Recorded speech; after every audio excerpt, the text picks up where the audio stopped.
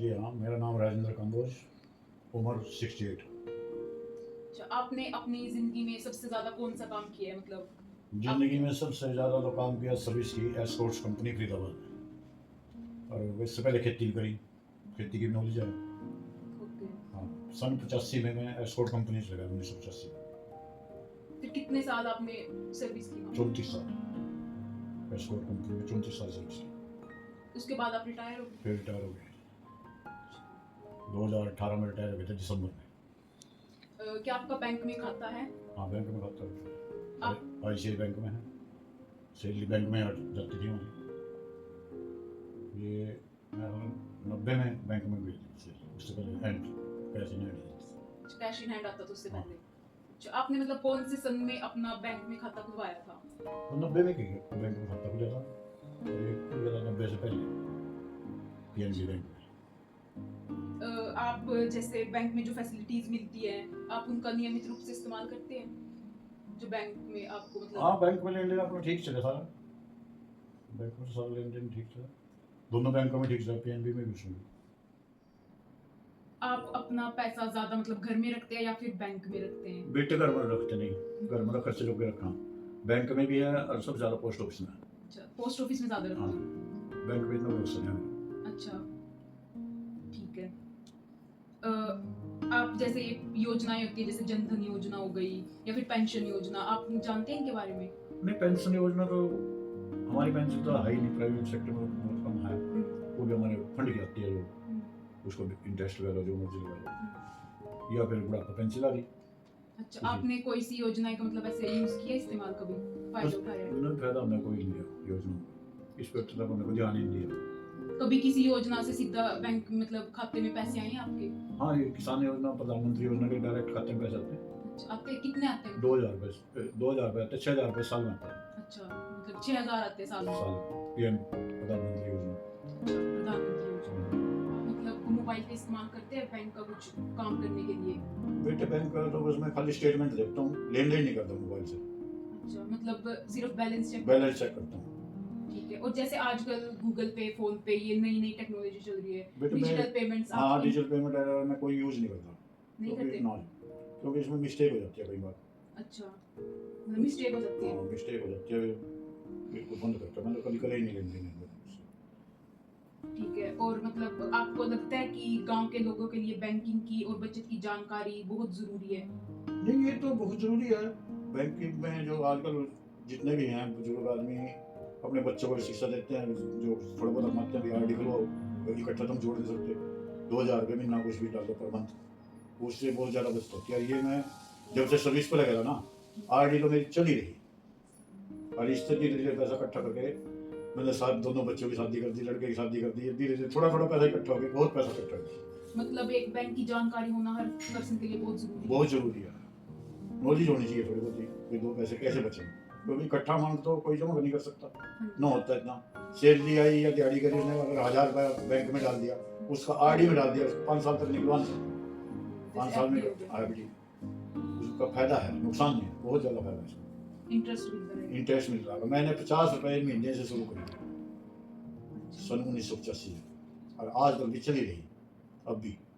मतलब आप 50 रुपए महीना डालते थे, हर महीना हर 50 महीना, रुपए, मतलब SIP टाइप है ना? हाँ, RD थी उसमें, फिर 50 के बाद 5 साल के बाद वो पूरी होगी, फिर मैंने 500 रुपये महीना कर दिए। फिर आप 500 रुपए भी हाँ, डालने लगे। एकदम जंप खा गया।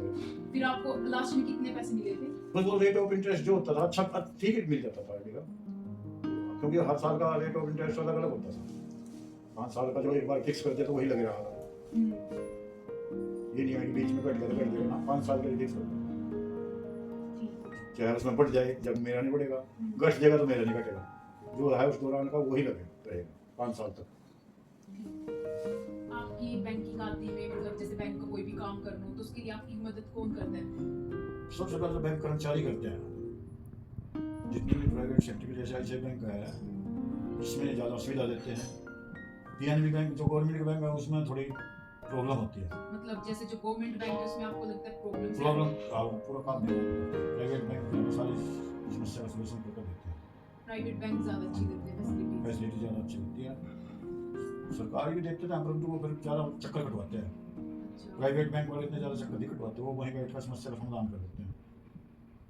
ठीक है। ये है गवर्नमेंट में, क्या है गवर्नमेंट में तो कहते हैं अब साहब नहीं आया, आज ये नहीं आया, वो नहीं आया, तो चक्कर काटने पड़ते हैं। और आपको कभी कोई दिक्कतें आई बैंक का काम करते वक्त कभी भी?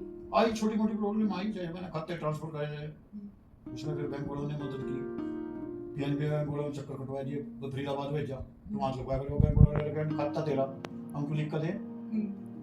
आजकल ऑनलाइन है, आप आपका खाता है, आप जहाँ मर्जी ले सकते हो अपने खाते को। फिर मैं फिर यहाँ पीएनबी बैंक वालों के लड़े, मगर तुम क्यों परेशान करे भाई, फिर उन्होंने खाते में फिर कर दिया। आईसीआई बैंक ने हैंड टू हैंड कर दिया, कहीं भी जिंदा। मतलब इसलिए आपको लगता है प्राइवेट बैंक ज़्यादा ज़्यादा फैसिलिटी, मदद भी करते हैं वो, हाँ मदद करते हैं। मदद करते हैं, प्राइवेट बैंक वाले ज़्यादा मदद करते हैं, गवर्नमेंट वाले इतना नहीं करते। मतलब जो वहाँ कर्मचारी काम कर रहे हैं वो ज़्यादा हेल्प करते हैं। हाँ प्राइवेट बैंक का करते तो गवर्नमेंट वाले पर चक्कर कटवा के करते हैं, वो ये सोचते हैं बुजुर्ग आदमी परेशान हो जाए।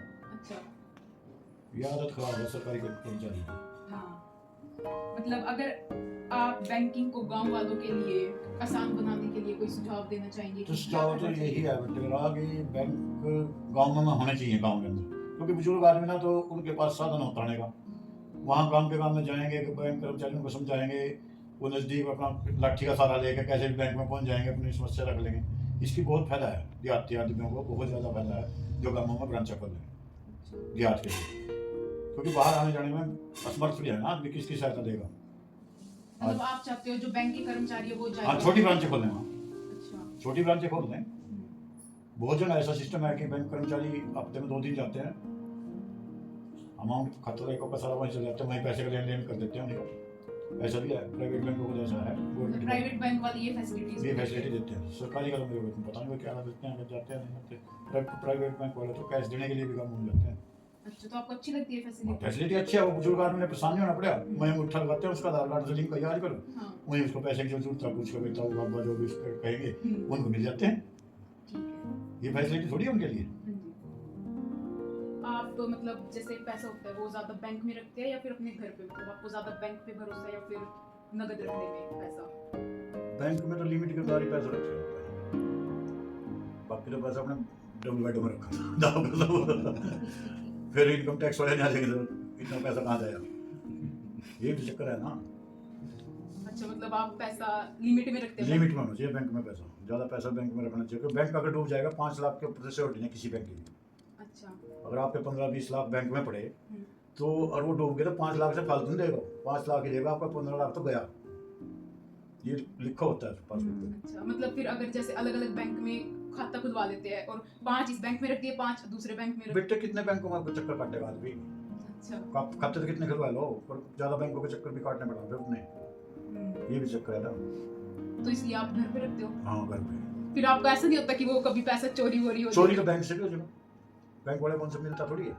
अब सोना रखता है बैंक में, और सोना के रखने के बाद दोनों चाबियां दोनों उन्हीं होती हैं कस्टमर के पास। अब करनाल में हुआ ऐसे ही, सोना गायब हो गया लोगों से, बैंकर हमारी कोई जिम्मेवारी है, चाबियां तो आपके पास थी।